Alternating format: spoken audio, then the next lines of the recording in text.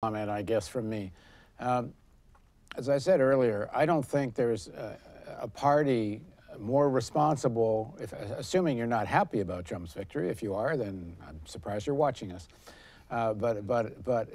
For other people who are not so happy, when we've talked about the policies of the Clinton administration, of course Bush, and then the continuation of the economic policies of the Obama administration. I think it's primarily the economic policies that are responsible for this.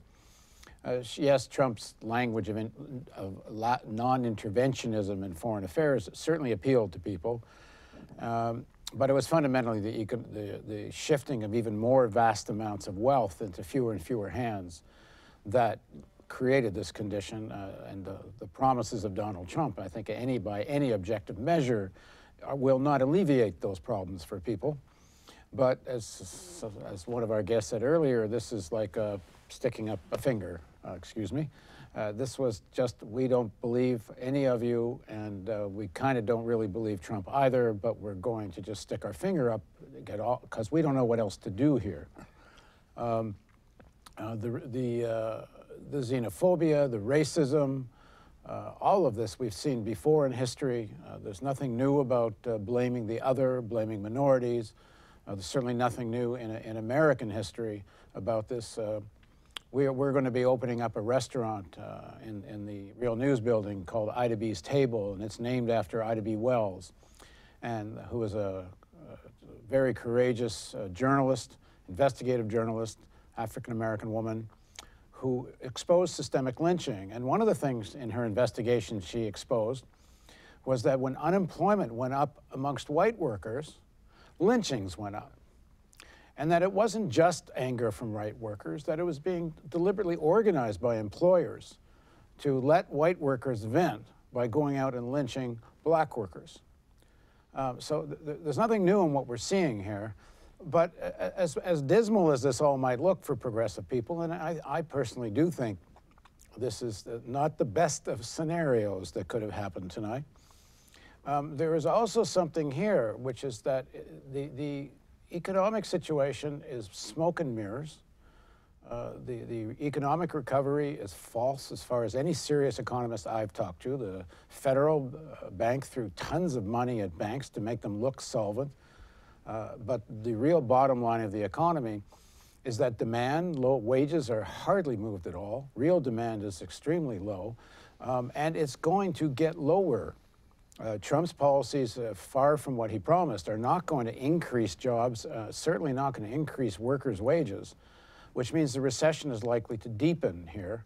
The geopolitical threat, in spite of Trump's talk, I don't personally believe it. As I said earlier in the broadcast, I think it's going to be more of a Cheney situation with very aggressive foreign policy by Pence.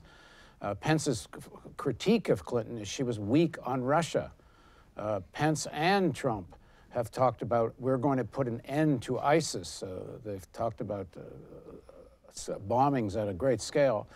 But Pence is as provocative with Russia as Clinton is.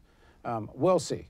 The number one problem we're all facing here, the really deep crisis, and perhaps the most dangerous thing about what happened tonight, is that we are now going to have a Congress and a president who don't believe human-caused climate change is real. And if there was ever a time for all of these movements, whether it's Black Lives Matter and whether it's climate change, whether it's workers fighting for rights, if there was ever a time for all of these movements to converge, merge, and not just take to the streets, but work on various kinds of electoral strategies and mass organizing.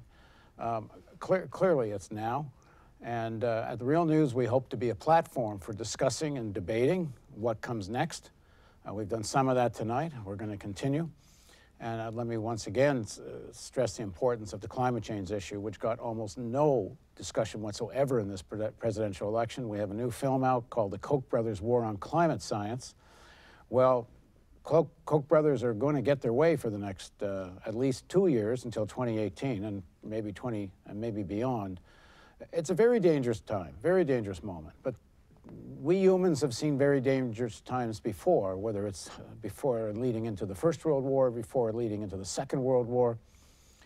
And I say that with some meaning because we discussed a little bit earlier that there's going to be, I think, a disillusionment here of Trump supporters when their lives just don't get better. It doesn't matter.